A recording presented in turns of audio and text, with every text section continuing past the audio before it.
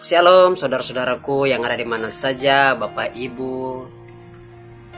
Di sini saya ingin membagikan atau saya ingin supaya kita sebagai orang Kristen kita jangan terlalu terikat oleh budaya dan tradisi yang hanya membuat cara berpikir kita keliru di hadapan Tuhan.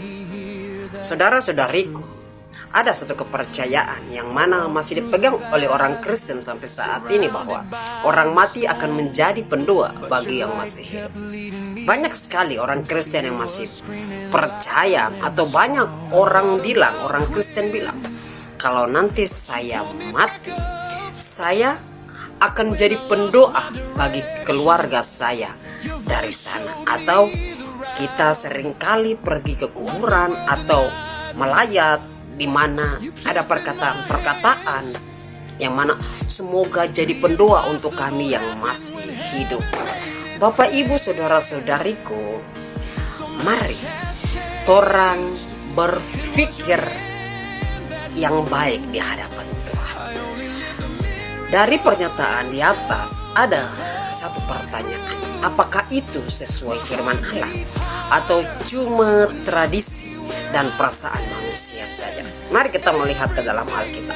Firman Allah bilang jelas dalam Pengkhotbah 5 ayatnya yang ke-9, sebab orang hidup tahu bahwa mereka akan mati, tetapi orang mati tak tahu apa-apa lagi.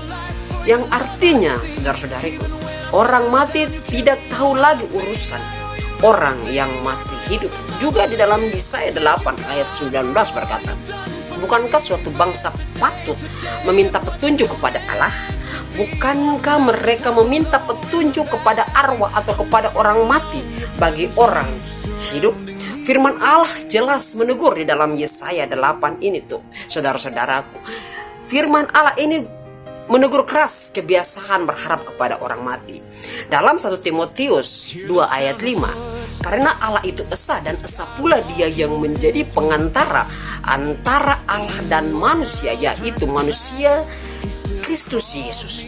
Jadi Alkitab menegaskan bahwa pengantara hanya Yesus, bukan orang mati, bukan leluhur, bukan arwah keluarga. Saudara-saudariku yang terkasih, mari berpikir jujur di hadapan firman. Kenapa harus tunggu mati baru kita menjadi pendoa? Atau kenapa waktu masih hidup kita tidak setia berdoa? Kenapa di dunia ini malas berlutut tapi berharap di alam kematian bisa menjadi pendoa? Kalau di dunia ini saja tidak setia kita berdoa, bagaimana mungkin berharap setelah mati bisa menjadi pendoa? Orang yang sudah mati itu menunggu penghakiman Allah.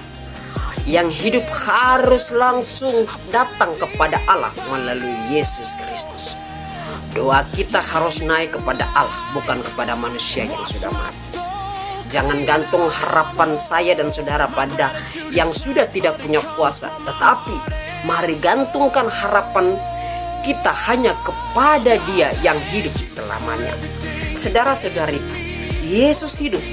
Yesus mendengarkan doa saya dan saudara-saudara. Yesus satu-satunya pengantara. Tidak ada pada keluarga yang mati. Jadi saudara-saudaraku, mari kita membuka cara berpikir kita. Segala sesuatu yang kita terima, mari kita filterkan dengan firman Allah. Tuhan Yesus memberkati kita semua. Baik, Pendeta Ye Klembiap, Tuhan memberkati kita semua.